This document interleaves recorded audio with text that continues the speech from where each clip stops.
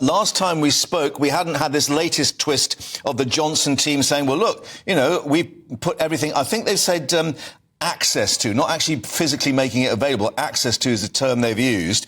This does add a bit of another dimension, doesn't it?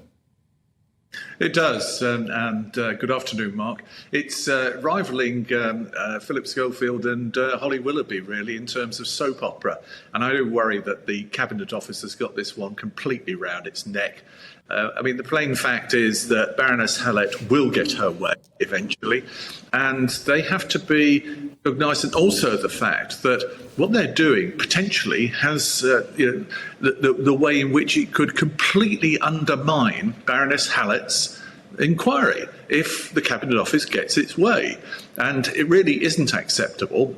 She's got a real job of work to do, and there has to be an accommodation somewhere. And you do hope that it doesn't involve expending taxpayers' money by going to the courts. That would be a further twist to a farcical situation.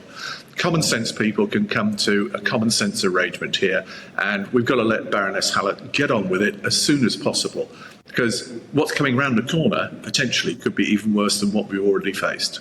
Yeah, you've talked of common sense. Does that start to apply in these circumstances when there, as you will know, there can be a little bit of a bunker mentality that builds up when, the defences go up?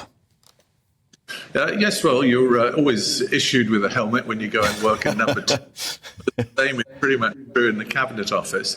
But yes, there is precedent. But equally, we've been through this. I mean, we don't want to go through a John Chilcot saga again.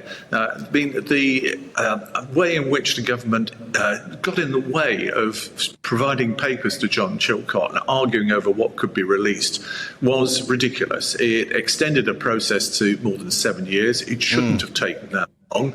Let's face it, Mark, as we said in the past, Sweden's had its inquiry while it was actually still in a pandemic. France has completed its. Now, we're not looking for a Guinness Book of Records entry here into which country can run the longest running inquiries. And there was an interview, I think, with Lord Savile, who did the inquiry into Bloody Sunday today, saying just the same thing. We've got to get on with this. That's our responsibility. And frankly, they should wake up. The government introduced the Inquiries Act 2005. It gives Baroness Hallett these powers. She will pursue them. That's her job, and rightly so.